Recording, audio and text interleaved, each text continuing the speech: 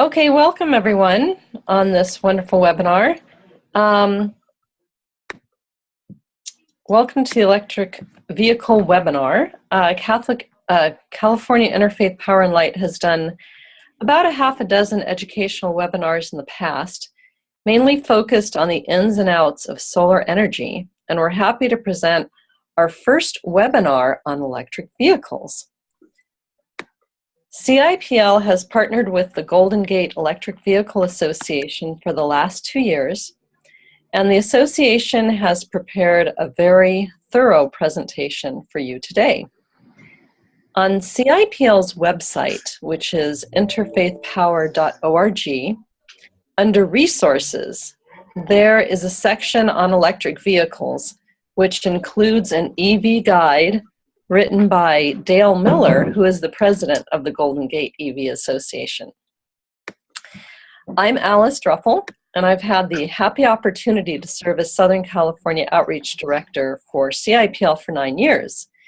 And I look forward to seeing more of the transition to the clean energy world, working with so many congregational partners all over California. Just a little bit of housekeeping.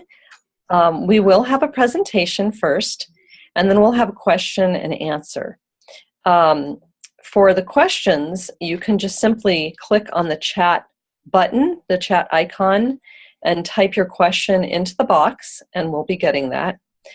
Some of you have joined just by phone, and if you are just on the phone, after the presentation, you may simply just ask the question through the phone.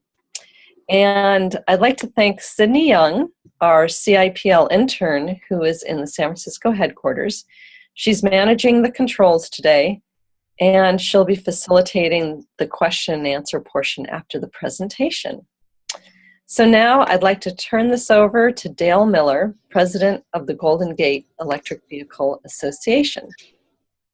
Thank you, Alice, and welcome to everyone, and thank you for joining us in the webinar. Golden Gate Electric Vehicle Association is a nonprofit educational support and advocacy organization that promotes electric vehicles. We're very pleased to work with CIPL to deliver the seminar and take other steps to promote electric vehicle use. I've been driving an electric car since 2011, and I've also tried to greatly reduce my greenhouse gas emissions and fossil fuel use by making my house all electric and installing solar panels on the roof. I'd like to introduce Kristin Th. Kristin has been developing this webinar and will be the primary presenter today. Kristin? Thank you so much, Dale, and welcome everyone to the webinar. My name is Kristin Th, and I'm currently pursuing a certificate in sustainability from City College of San Francisco. I'm a sustainable transportation advocate, and I'm also an environmental filmmaker. So as Dale mentioned, I've been collaborating with Golden Gate Electric Vehicle Association to produce this webinar for Interfaith Power and Light about the environmental, ethical, and financial benefits of electric vehicles. And while working on this presentation, I was inspired by quotes from sacred texts from many faiths. So throughout this webinar, I'll be sharing some of these inspiring quotes with you, starting with a quote from the book of Matthew. But before I do that, I'm just going to turn off my video. There. So, humans have been releasing increased amounts of greenhouse gases into the atmosphere since the Industrial Revolution.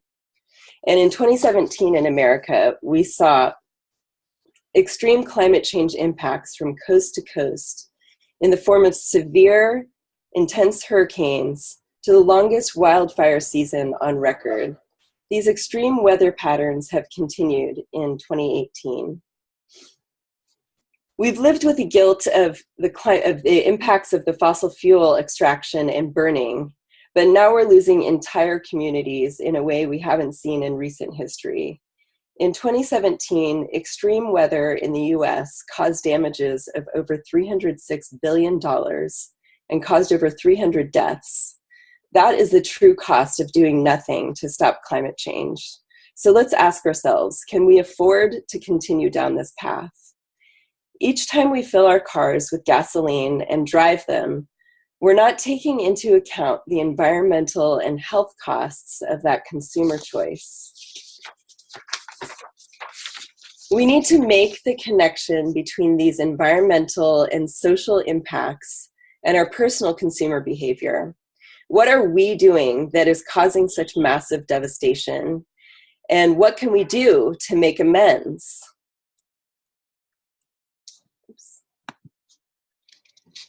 When you drive a car with an internal combustion engine, you are contributing to climate change. So let's begin with some climate facts. Currently, the quantity of carbon dioxide in the atmosphere is measured at 405 parts per million. The surface temperature of the Earth has increased by 1.5 degrees Fahrenheit or 0.8 degrees Celsius compared with pre-industrial levels. There's a direct correlation between increased carbon dioxide in the atmosphere and increased global surface temperature. This increase in global temperature is directly related to hurricane intensity, longer and more intense wildfire seasons, sea level rise and flooding, longer droughts, and record-breaking heat. And as you can see in this graph, in California, the transportation sector is responsible for the largest portion, 39%, of greenhouse gas emissions in our state. Gasoline and diesel-fueled vehicles even account for more than 60% of greenhouse gases produced in some parts of California. We're at a turning point, and it's time to do something about our greenhouse gas emitting consumer behavior. Climate scientists have plotted 4 emission scenarios, and this chart lays each one of them out. The red scenario shows the business as usual scenario if we made no change to our current behavior. This scenario would cause an estimated 4.5 degrees Celsius increase in our global temperature. And remember that the average global temperature has already increased to 0.8 degrees Celsius. The green scenario represents what will happen if we dramatically reduce our greenhouse gas emissions. This best possible scenario would result in an estimated 1.5 degree global temperature increase. If 0.8 degrees Celsius temperature increase is causing the most intense storms, fires, and droughts we've witnessed in our lifetime, what might the world be like with the 4.5 degrees Celsius temperature change that could rapidly become the new normal? What kind of world are we creating for our children and grandchildren? What will happen to the animals and trees? What will happen to the oceans? Will there be food? Will the Earth still be a livable planet? We have a choice to make today, and we can make the choice to lead the way by example. We can choose a form of transportation that does not inflict violence upon other humans, present and future generations, and upon the planet.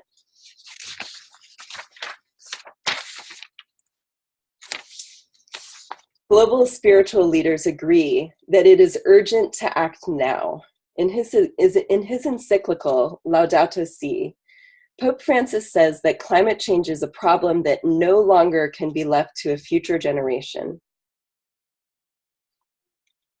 And political leaders agree. President Obama said, "We are the first generation to feel the effect of climate change and the last generation that can do something about it." When it comes to our transportation, we can change starting today. As a yoga practitioner, I have always been inspired by the concept of ahimsa, or nonviolence. I'd like to take a look at the internal combustion engine through the lens of nonviolence. Fossil fuel extraction, processing, and burning are harmful to the planet and its inhabitants at every phase. From drilling in rainforests to the deep ocean, to potential oil spills, to pipelines destroying wildlife habitat and indigenous communities, to refineries located next to low-income communities, to the particulate matter spewing out of tailpipes, to supporting oil wars and acts of terrorism, we are harming the earth and ourselves. So it's time for nonviolent transportation. It's time for a transportation choice that is kind to the earth, kind to humans and all its inhabitants. It's time for a transportation choice that we can be proud of to pass down to our grandchildren. It's time for a transportation choice that rebuilds our true loving relationship with the earth and all our brothers and sisters who live here. It's time for zero emissions electric vehicles. Some members of congregations affiliated with Interfaith Power Light are already leading by example through their transportation choices. As you can see, Ali Sheikh-Al-Islami of the Islamic Cultural Center of Northern California connects his recent lease of an EV to his hope to protect and preserve God's creation for future generations.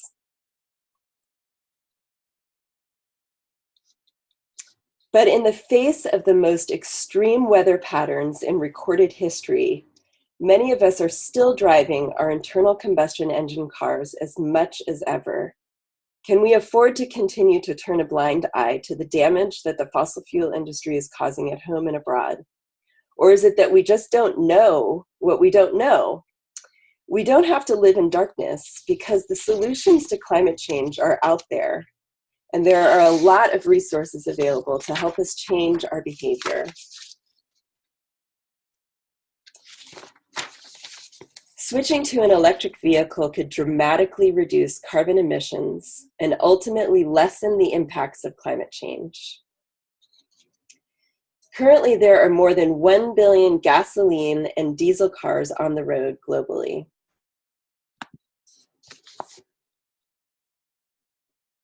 At the end of 2016, there were 1.2 million electric vehicles on the road globally. What if we replaced all new sales of gasoline cars with electric cars moving forward? The new bestseller from Paul Hawken, called Drawdown, takes the position that if zero emissions EV drivers increase globally from 1% today to 16% by 2050, we could avoid more than 10 gigatons of carbon dioxide emissions. So just so you can imagine what that number looks like, 1 gigaton is equal to 400,000 Olympic-sized swimming pools. With the choices available to us today and the momentum behind electric car sales in the US and China, we are already exceeding the predictions in Drawdown.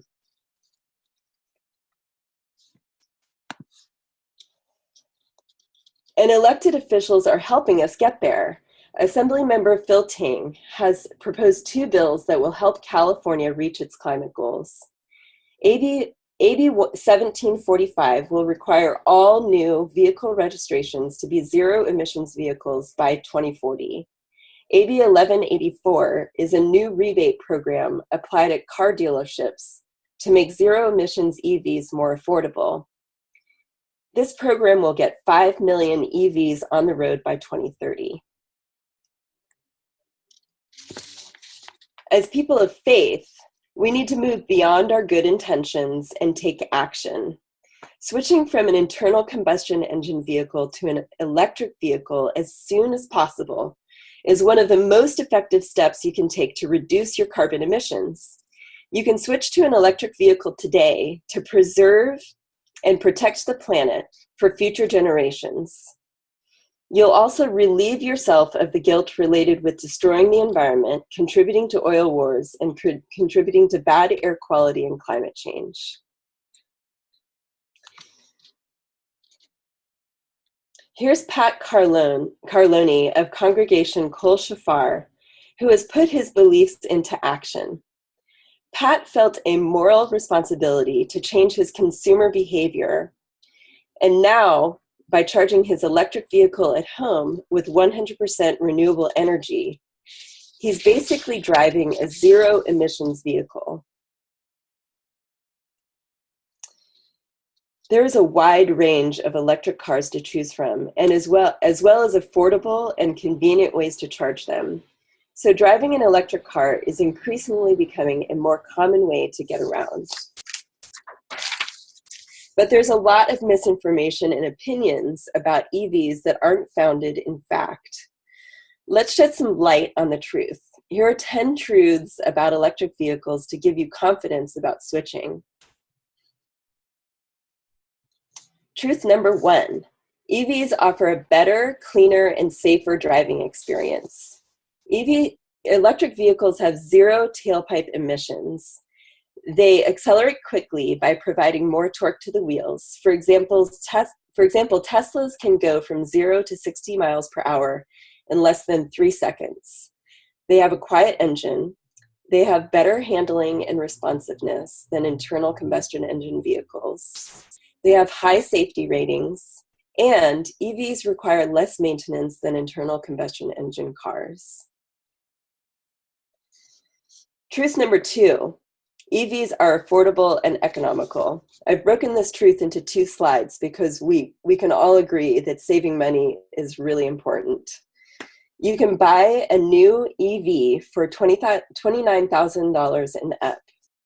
The $7,500 federal tax credit survived the new tax bill, so you can still take advantage of that in 2018.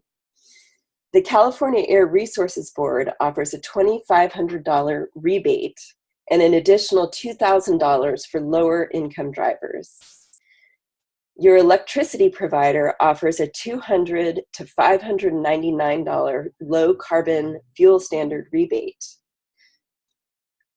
The option to lease is more affordable than buying, and after a 3-year lease, that EV can be sold at an affordable price for lower income drivers. You can buy a used electric vehicle for $5,000 and up, and most utilities offer customers an EV rate that applies to your whole house, not just the charging station. So driving an EV and switching to the EV electricity rate can lower your entire electricity bill. So here's the second half, and let's do some more math. On average, new gas vehicles get 27 miles per gallon. A gas car that gets 25 miles per gallon fills up with the gasoline at $3.25 per gallon, costing 13 cents per mile for fuel. An electric car gets about 4 miles per kilowatt hour of electricity. A kilowatt hour of electricity costs about 12 cents on the PG&E EV rate. So an electric car costs about 3 cents per mile to drive. So over 5 years, a typical EV can save a driver $4,250 in fuel costs. Truth number 3, EVs are low maintenance. Imagine never visiting another gas station or paying for another gallon of gas ever. EVs require no gasoline, no oil changes, no filters, no tune-ups, and no smog checks. They have fewer moving parts than internal combustion engine cars, 20 parts versus 2,000 parts, which means you'll have fewer breakdowns on the road. Truth number 4, it's convenient and efficient to charge EVs at home. Most electric car charging is done at home. Using a regular outlet to charge an EV is quite common. The charge provides 4 to 5 miles driving distance per hour plugged in, which is sufficient for people who drive less than 40 miles per day. Affordable 240-volt charging stations can be installed in a garage or parking space to charge faster and facilitate daily commutes of greater than 40 miles. The most efficient and inexpensive time of day to charge is overnight, from 11 p.m. to 7 a.m. Charging an EV is similar to charging your phone. You charge it where it's most convenient for you, at home or at work. Just like charging your phone while you sleep, you can charge your EV when you sleep. Both modern phones and modern EVs can last all day on a full charge. You actually never have to go outside your home to refuel your car. On your way to and from work, you can just drive right by the gas station. And if you have teenagers, you never have to worry about them bringing the car home on empty. You can conveniently charge when it's time for you to put your feet up.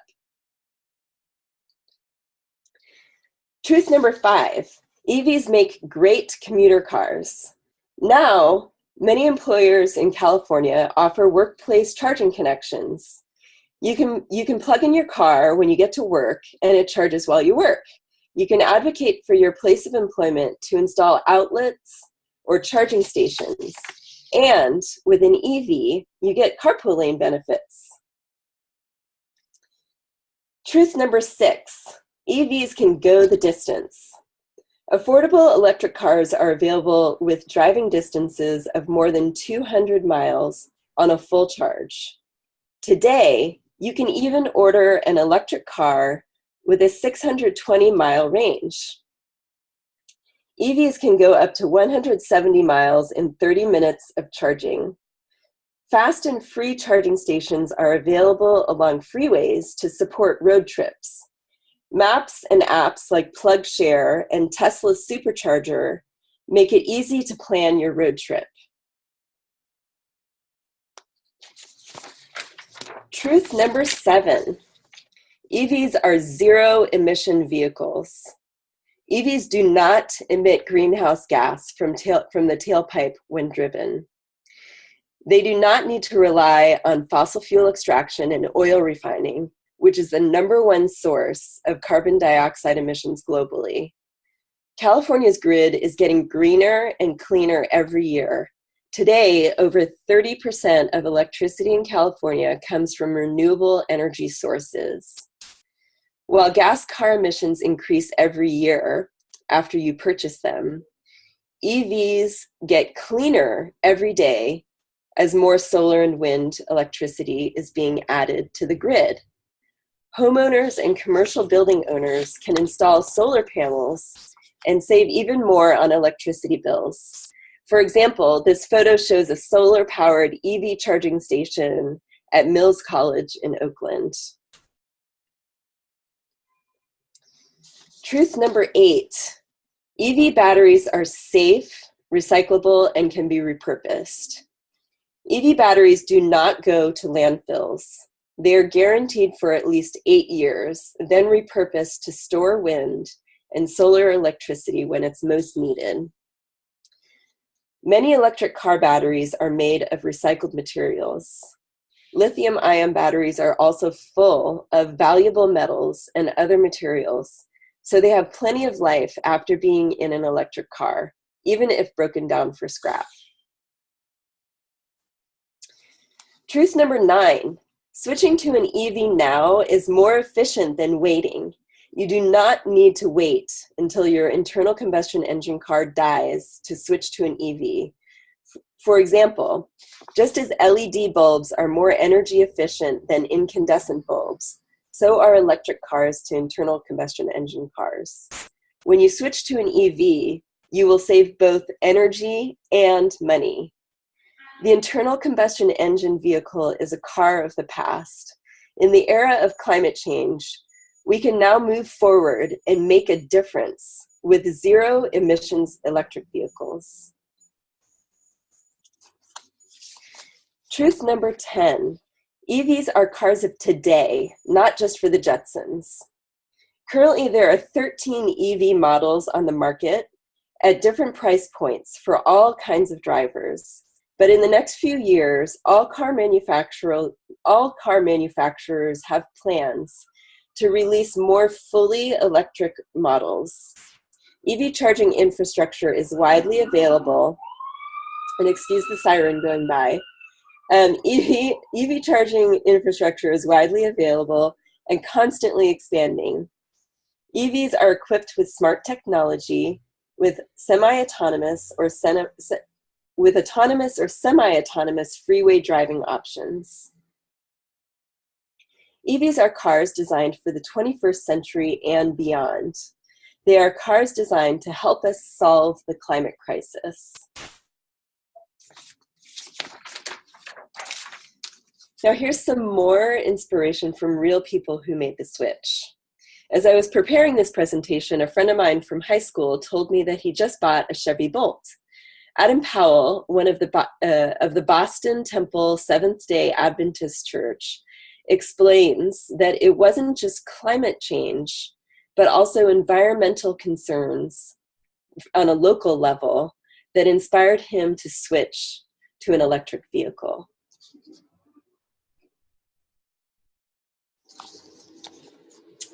So now that you have more knowledge about the benefits of switching to an electric vehicle, here are the best ways to take immediate action and cleanse your carbon karma.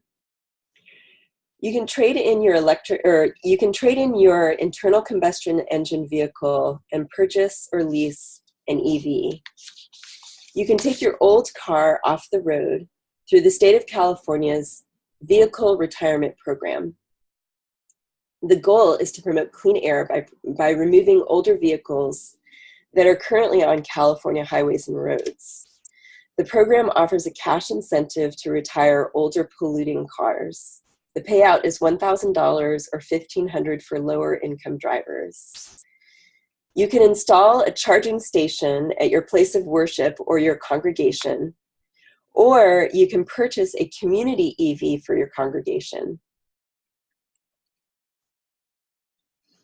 Now here's even more ways to take action. You can request EV charging stations at your office, your apartment building or condo complex, or your congregation. You can install solar panels on your roof for even more energy savings. You can advocate for EV support from your local, state, and federal governments. For example, more financial incentives and more charging infrastructure. You can demand more renewable energy to the grid. You can urge your local car share organization to invest in more EVs and EV infrastructure. We'd like to recognize that some communities may not be as EV ready as other communities, but we as human beings are resilient and can overcome these obstacles. Know that there are solutions to every obstacle, and you have a network of EV users who are available to help you make the transition. For example, PG&E just launched a new program called the EV Charge Network that will eventually install 7,500 EV charging stations. Condominiums, apartment buildings, and workplaces are among the locations planned for these charging stations. This could be a great opportunity for congregations who use PG&E as their utilities provider to install a charging station. So now you can become an EV evangelist too. You can buy or lease an electric vehicle today. You can pledge to take your internal combustion engine car off the road. You can make a personal pledge or a congregation-wide pledge. You can share this knowledge about the environmental, ethical, and financial benefits of switching to an electric vehicle. We'll provide a link for you to download this presentation or the YouTube link so you can share this knowledge with your congregations and in your communities. If you need additional information to help you make a decision to buy or lease an electric vehicle, jot down these URLs for the Golden Gate Electric Vehicle Association and IPL's EV Guide for congregations. That's ggeva.org and interfaithpower.org/resources/EV Guide for congregations. We'd like to close this presentation with some inspiration. In the beginning, God did not say, "Let there be fossil fuel." In the beginning, God said, "Let there be light," and there was light. It's time for a new beginning. We'd like to thank you for joining us to learn about how switching to electric vehicles as soon as possible can help us solve the climate crisis and save money. Our contact information is listed here, so please feel free to reach out to us. And please let us know when you decide to switch to an EV. And now we'd like to answer any questions that you may have.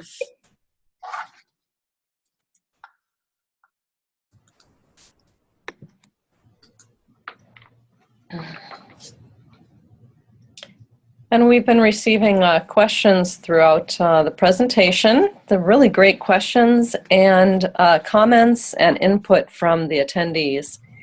And I'm going to turn this over to Sydney Young. Sydney Young, our intern in San Francisco, would you like to parse through? Okay, so just to remind everybody, if you'd like to ask a question, there are a few different ways you can do that. There's the chat box, so you can send questions there, and I'll be scrolling through to see what is in there. You can also, if you do not have the chat, you can try the raise your hand option, and we will call on you.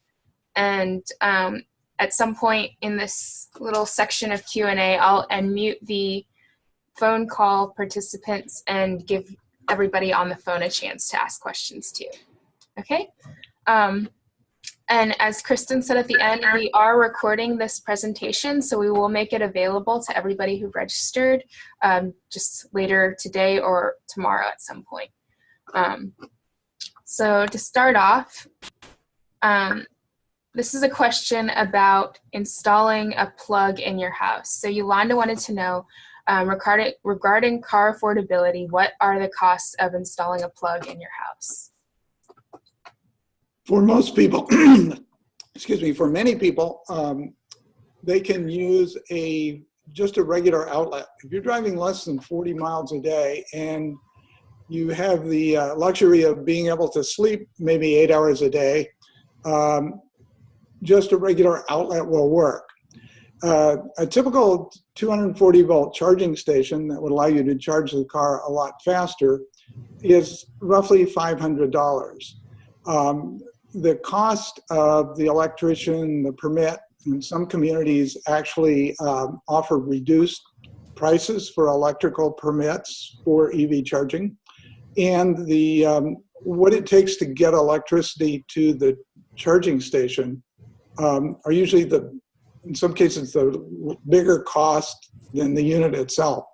So it's very much dependent on your electrical system at your house. If it's very, very old, the cost will be much more than a newer house with higher capacity electrical system.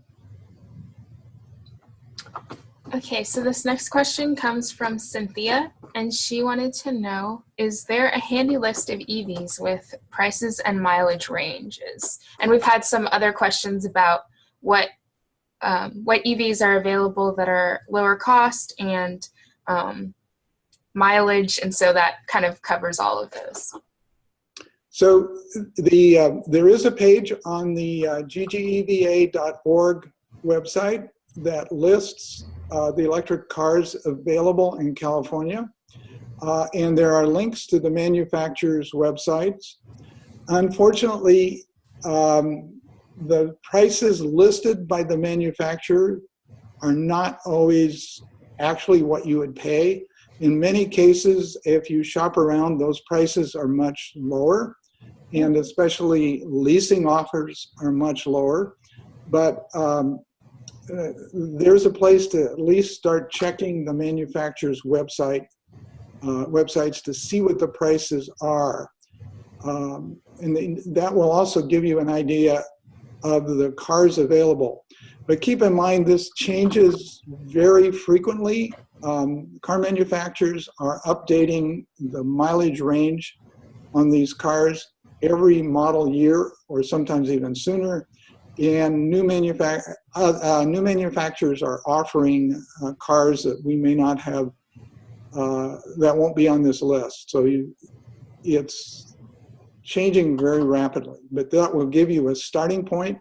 And my email address and Kristin's email address and Alice as well are listed on the screen, so you can contact us for questions about this. Okay, so the next question, this relates, a lot of our participants are from congregations. So Evan wants to know, are there special programs for churches to install EV chargers, and how to find any sort of programs? How much help can a church or congregation get on upfront costs? There are grant programs available throughout the state, and they vary by community. One place to start is checking with your air district. Another location is another option is some transportation authorities offer grants or cash payments for installation of charging stations. So it's something you can check community by community. The cost of installing a charging station at a congregation can be as low as $600 for the unit. And it might be something that is something that someone would donate to the congregation, someone who cares about climate change and wants to use that as their effort to make a difference. But I'm not aware of any statewide programs that would apply to congregations. And Alice may have more information on that. I think that was good information, and everyone should know that based on the questions that are being asked right now, we're going to put up like a little info list on the website as well.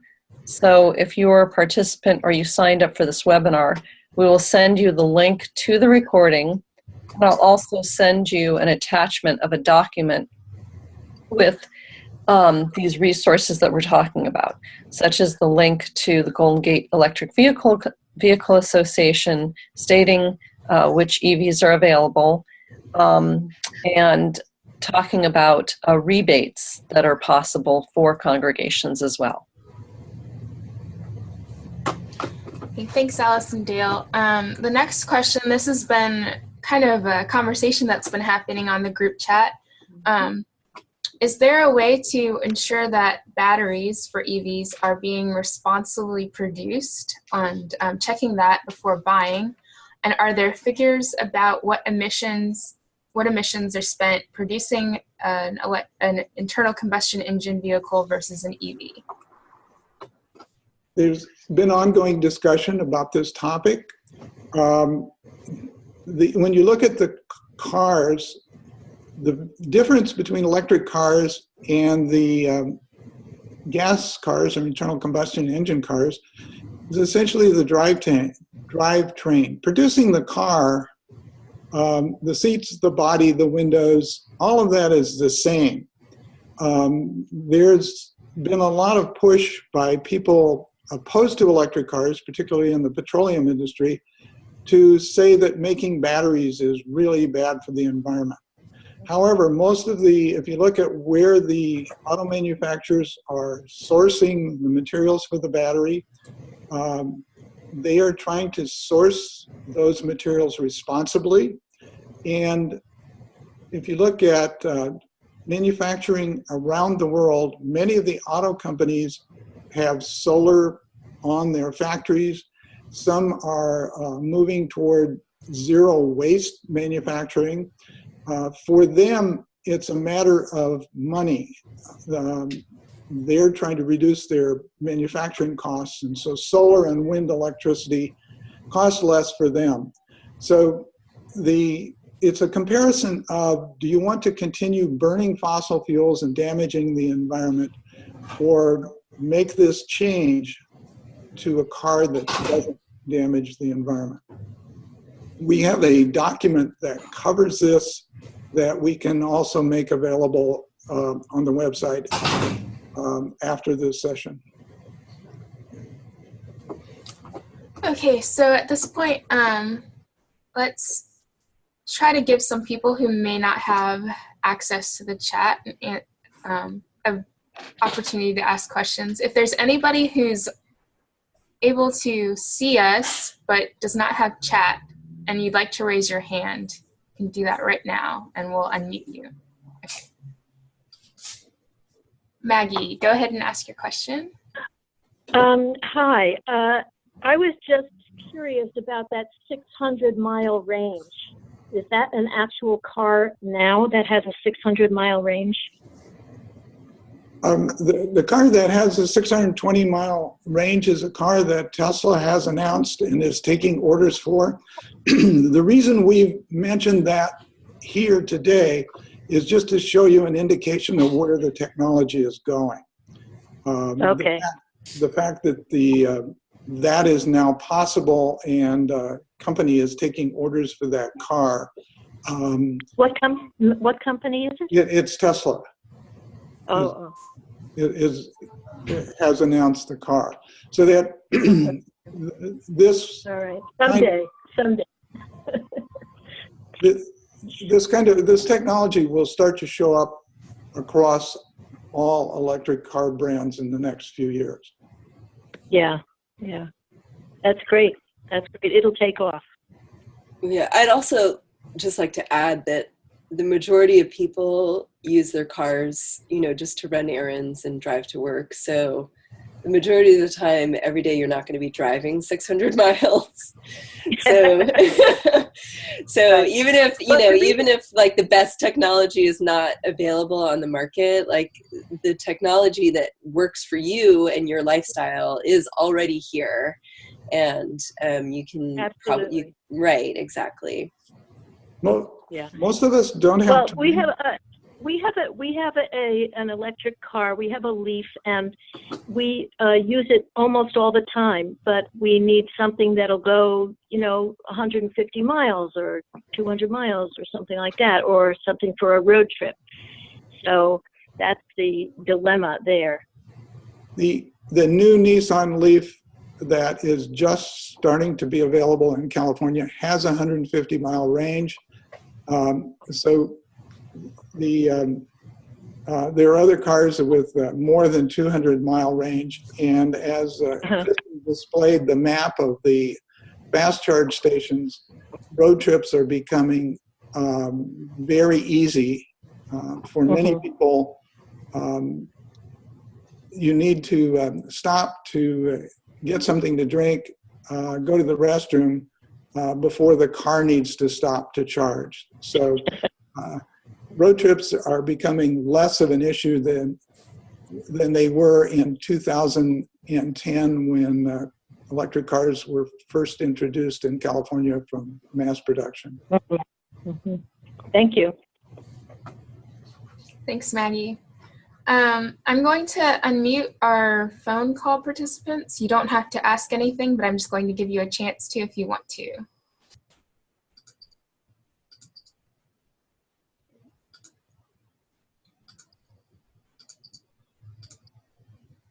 And Sydney, while you do that, I'd like to ask a question as well. There was one that was brought up. Dale or Kristin, what about plug-in hybrids? So someone said that, plug-in hybrids, you have the option of having all electric as long as it's always plugged in, but then going to a gas engine if you need it. So what are your thoughts about a plug-in hybrid versus all EV? Several years ago, a plug-in hybrid would have been a more viable option for people driving longer distances. Current plug-in hybrids, some of them only get 20 miles of electric range. So looking at your choices, if the median electric car at this point is more than 114-mile range with at least 3 or 4 models, actually 5 models with more than a 215-mile range are available. So you can avoid the oil changes and maintenance of the internal combustion engine in a plug-in hybrid if you can work with a fully electric car. And for most people now, a fully electric car will meet their needs. Mm-hmm. Well, and then also the fact that a plug-in hybrid, with an internal combustion engine, still, it emits greenhouse gas emissions. So it's less, than a full gas and diesel engine car, but it's still emitting. So if your concern is, not wanting to, emit while you're driving, then your choice is an EV over a plug-in hybrid.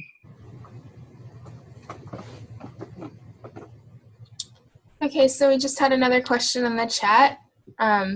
Cynthia would like to know, are there any highly recommended EV models? Are there some models that are terrible? Well, shopping for electric cars is like shopping for any other car. You need to look at the features of the car and how it fits with your needs. One thing to consider is to determine if the car was designed to be all electric from the beginning. There are some models that were designed as all electric cars, and they provide better features and are just better cars. Some of the manufacturers have essentially modified their gas car models to have an electric drivetrain, and they tend to have fewer features and probably in some cases don't have the same quality. In California, for manufacturers to get the credits for delivering electric cars, they need to provide at least an 8-year warranty on the batteries. So there's some consumer protection there for you. But shop around. I guess I can say that the Nissan Leaf, the Chevy Bolt, and all Tesla models were designed to be electric cars, as well as the BMW i3. Those were all designed to be electric cars, so they have some advantages there.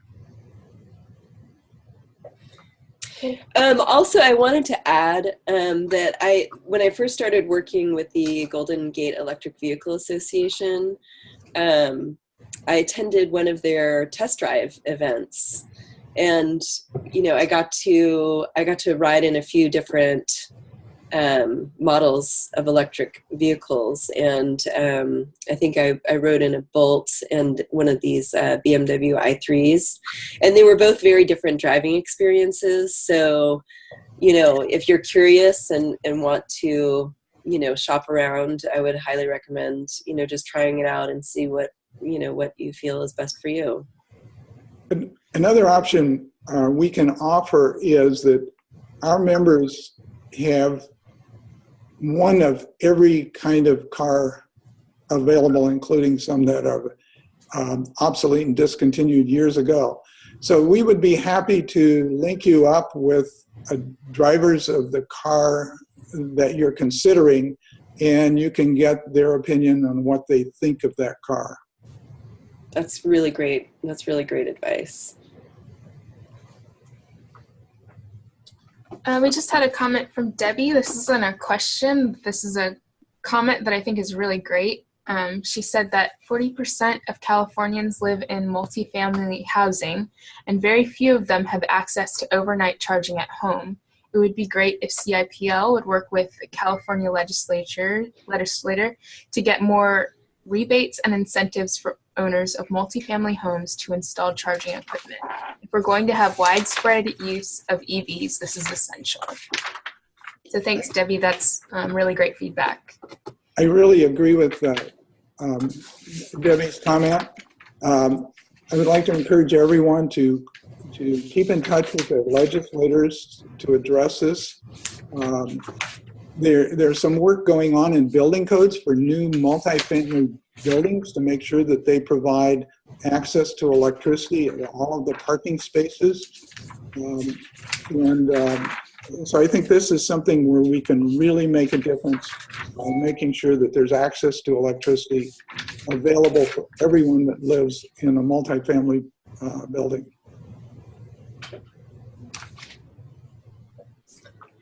Hey, if there's any other questions, please send them into the chat or raise your hand and we'll try to get to you before we have to end.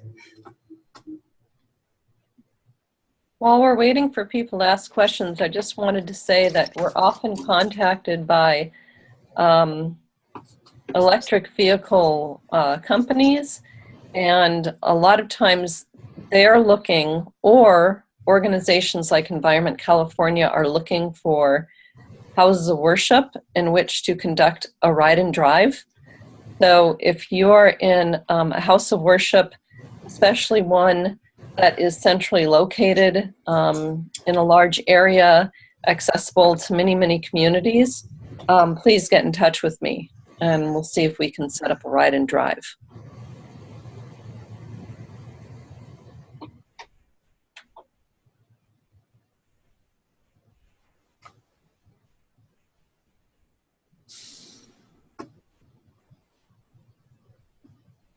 This question just came in from Larry, who asked, does Golden Gate EV have experts on conversions of internal combustion engines to EV? We do have members who have converted cars, mostly hobbyists who are doing this. They've removed the gas engine and made the car electric. And we're happy to link people interested in doing that. Years ago, it was much more popular than it is now. Essentially, when you convert a car from gas to electric, people typically do that with older cars. And when you're done, you just have an older gas car. An older electric car. Many of the components will be the same, the brakes, heating systems, all of that is still old, and the car doesn't have the advanced safety features that you would get with a new car. So we typically don't encourage people to convert gas cars to electric unless they're doing it as a hobbyist, a project that they want to do. It just doesn't, in many cases it's expensive, and you don't end up with the quality of car that you would get if you leased or purchased a new electric car. Okay, so I think we have time for maybe one or two more questions. This is from Teresa, who said, any suggestions of EVs for tall people? Her husband is 6'7", or ones with good cargo space. That's the advantage of the ride and drive events, is you can sit in cars from several manufacturers at one time. There are there's at least one electric SUV, so it's, unfortunately, you just have to try out the cars and see which works for you. Many of the cars have large cargo capacity, so that's usually not an issue for many people in finding a model that works for them. And we received a comment. This is also not a question, but this was a suggestion also from Mino, who said for multi-unit dwellings, a suggested reviewing is it's Achieve Transition to EV Policy Toolkit, which is a collaborative project from Plug-in America and the Sierra Club. So that's, if you're looking for more information on multi-unit dwellings and how to talk with legislators and whatnot, then that's a resource that has been suggested. Yeah, maybe we can include that link in our document that we send out to everyone who participated. Thank you. Okay, final call for questions. If you have a burning question that did not get answered, send it in now.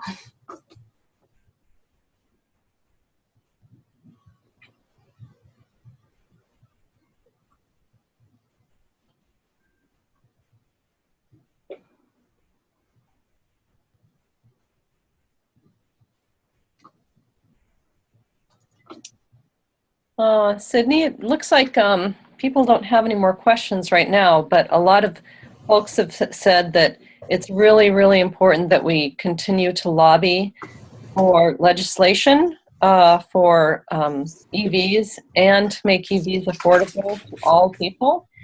And California Interfaith Power Light has been doing that for several years. So we will definitely stay on top of EV legislation, EV rebates, making them affordable, and continuing our relationship with organizations like the Golden Gate Electric Vehicle Association. So I think that's the end. Well, I want to actually respond to what you just said.